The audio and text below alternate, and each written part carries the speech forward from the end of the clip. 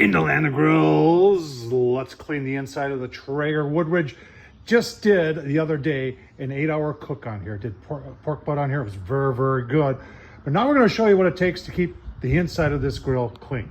Well, let's get started. All right, so we're going to show you everything it takes to keep from the grates, grease tray, and everything below, how to keep that clean. Now, one of the ways I like to keep things clean is while I'm cooking. Now, pork butt's got a lot of grease in it. I used a drip pan like this. I love this bigger shelf that Traeger gives you up here, and it allowed me to have the pork butt. You could put a brisket up there, put maybe a couple pans down here, and put a little water in there that helps with cleanup, because I am going to reuse this. And the nice thing about it is that, you know, it collects all the grease right here and makes grease cleanup a lot easier. But there's still other things you need to clean up. So let's go through all that. Keeping the grates clean is a big thing. This is a porcelain coated enamel. So I'll spray a little of cooking oil on there first, high heat cooking oil from Pam. And then I'll put my meat on top of it. You can use whatever you want then. There's been a lot of concerns about anybody using these type of grill brushes. Make sure you get a high quality one, and make sure you're checking so you don't get any bristles on there, so it ends up in your meat. There's a bunch of other types too that I've demonstrated over the years. This is a very interesting type where it goes in between the grates like that. It works very well. You've got this one that's actually made out of chainmail. I've got a ton of them, folks.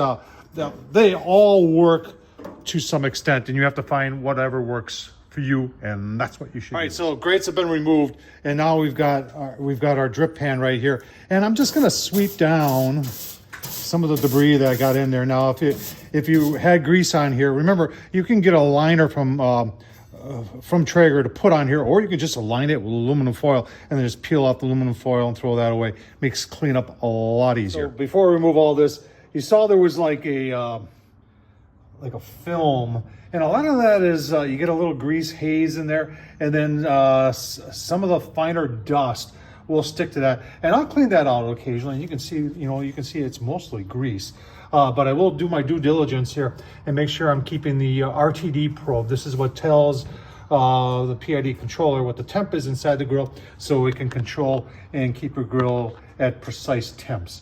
So remove the grease tray and see what's down below. This is after 8 hours of use, and the Traeger here has got a different system in the fire pot, where they're trying to keep the fire pot as clean as possible by actually blowing the ash out and keeping it below the tray there, which helps with efficiency and helps keep it burning good. Let's take a look at how this whole thing then gets cleaned up. All right, I'm going to remove the flame tamer, but first I'm going to just kind of take a whisk here and just take the ash off the top of it, and then just remove it. Comes off just like that. And now you can see all the ash in that. And you can see our ash is pretty clean there. And you can see the bottom of the burn pot. So what they're doing is they're blowing the ash out and trying to keep it below the grease tray there. And then, you know, the way to clean out here, people asked as to why the bucket is so big on the Traeger. And the reason is it's a combination bucket. So you've got this here that you remove, and then your bucket is totally exposed. So you can take, and this is actually a very, very good idea. Just take and just take a little whisk or a broom of sorts and just do the sides real nice. I mean, it really does. And there's not a whole lot of, you know, nooks and crannies here for this stuff to get caught in. And then you just, find my shoulder there. You just wipe it down into the bucket. Now this is the grease trough that comes off the grease tray, and that is removable like that. I'll just shake it off like that, put it off to the side, and then continue